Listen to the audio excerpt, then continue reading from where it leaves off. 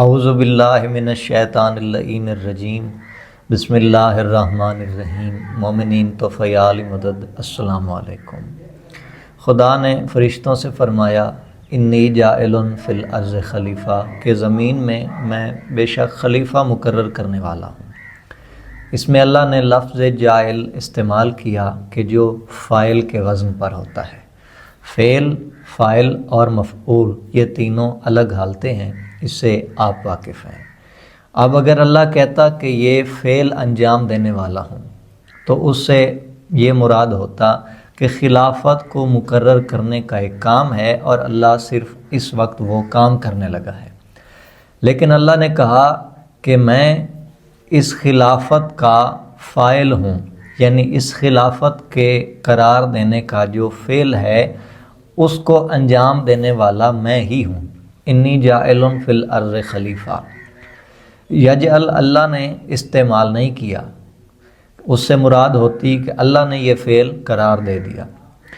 اس سے لوگ یہ تعویل لیتے کہ وہ خلافت مقرر کر سکتے ہیں، کیونکہ مقرر کرنے والوں میں سے ایک مقرر کرنے والا اللہ ہوا، جبکہ اللہ نے جاعل کہہ کر یہ طے کر دیا اور اپنا حکم واضح کر دیا کہ یہ فعل کرنے والوں میں سے ایک اللہ نہیں ہے، خلافت مقرر کرنے والا ہی اللہ ہے۔ انی جاعل فی الارض خلیفہ، شیخ صدوق فرماتے ہیں کہ یہ تنوین تخصیص کی علامت ہے، مخصوص کر رہی ہے اس فعل کو اللہ کے ساتھ، اور قرآن کی آیت واضح بتا رہی ہے کہ بے شک خلیفہ مقرر کرنے والا اللہ ہی ہے۔ تو اللہ نے یہ بتا دیا کہ میں ہی خلیفہ مقرر کرنے والا ہوں اور مقرر کر رہا ہوں زمین میں۔ وہ خلافت آدم علیہ السلام سے چلی، خاتم تک آ کے پہنچی اور نبوت سے امامت کی طرف دین چلا اور مکمل ہو گیا۔ اب وہ امامت مکمل ہو رہی ہے امام زمانہ علیہ السلام سرکار تک آ کے۔ اللہ کے رسول سے پوچھا گیا اطیعوا اللہ و اطیعوا الرسول و اولی الامر منکم، کہ اس میں اللہ اور رسول کو تو ہم جانتے ہیں، اولی الامر بتا دیں۔ جابر ابن عبداللہ انصاری نے یہ پوچھا اور وہی راوی ہیں۔ تو اللہ کے رسول صلی اللہ علیہ وآلہ وسلم نے فرمایا، یہ تفسیر برہان میں ہے، کہ اس سے مراد میرے بعد علی کے بعد اس کے 11 بیٹے ہیں، اور وہ جو 12واں امام ہے، علی کے 11 بیٹوں میں سے 11واں، وہ مہدی، وہ غیبت میں ہوگا اپنے اولیاء اور شیعوں سے۔ اب یہاں نقطہ دیکھ لیجئے، اپنے اولیاء اور اپنے شیعوں سے پردہ غیب میں ہوگا، غیبت میں ہوگا۔ سرکار فرماتے ہیں کہ اس کی محبت پر وہی لوگ باقی رہ پائیں گے کہ جن کے دل کا اللہ نے امتحان لے لیا ہوگا، یعنی لوگ ماننے کا دعویٰ کرنے والے ہوں گے مگر امام کو چھوڑ جائیں گے کہ دل کے امتحان میں وہ ناکام ہوئے تھے، دل کے امتحان سے وہ حقیقت کو کھو چکے تھے۔ اس کے بعد سرکار یہ بھی فرماتے ہیں کہ اس کی غیبت میں اس کے چاہنے والے، اس کے محب، اس کی امامت سے یوں ہی فائدہ حاصل کریں گے کہ جیسے بادل کے پردے سے لوگ سورج کی روشنی سے فائدہ حاصل کرتے ہیں۔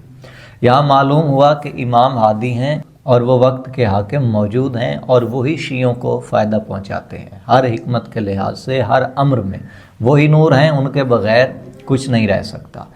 یہاں سے آگے چلتے ہیں کہ امام کی معرفت وہ تو شرط ہو گئی، اور خلافت یہاں تک آ پہنچی کہ اللہ نے جب خلیفہ مقرر کیا تو وہ پردہ غیب میں جا کر بھی ہدایت کر رہا ہے، اور یہ خدا کا حسن ہے اور امامت کا حسن امر ہے، حسن ذات ہے کہ امام غیبت میں بھی جائے اور اس کا یہ حسن، اس کی یہ خوبصورتی، یہ پاکیزگی، یہ عظمت، یہ بلندی دیکھی جائے۔ امام نے غیبت میں جا کے امامت کے حسن کا یہ پہلو دکھایا ہے، غیبت کا حسن دکھایا ہے، تو یہ لازم تھا۔ اب غیبت میں بھی وہ دین چلا رہے ہیں، ہادی ہیں اور خلیفہ ہیں، اور وجہ اللہ ہیں، امام وجہ اللہ ہوتا ہے، مظہر اللہ ہیں، کون ہیں؟ اللہ کا ارادہ ہے۔ اب امام کے دور کے بارے میں اللہ نے فرمایا ہے سورۃ بقرہ کی آیت نمبر 155 میں، خدا فرماتا ہے وَلَنَبْلُوَنَّكُمْ بِشَيْءٍ مِّنَ الْخَوْفِ وَالْجُوعِ وَنَقْصٍ مِّنَ الْأَمْوَالِ وَالْأَنفُسِ وَالثَّمَرَاتِ وَبَشِّرِ الصَّابِرِينَ۔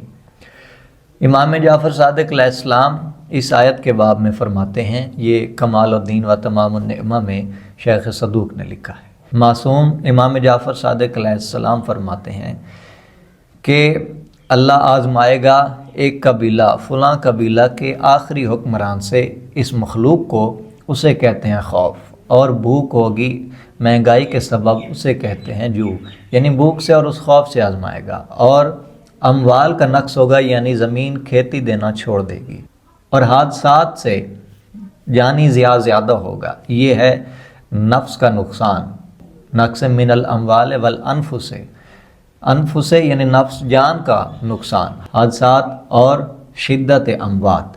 اس کے بعد مولا نے فرمایا ثمرات یعنی پھل نہیں ہوں گے، یہ نشانی ہے ظہور امام زمانہ کی، غیبت امام زمانہ میں، کہ غیبت کے زمانہ میں جب یہ حالات پیدا ہو جائیں تو یہ ثابت کرتا ہے، یہ دلیل بنتا ہے ذکر امام غیب کی۔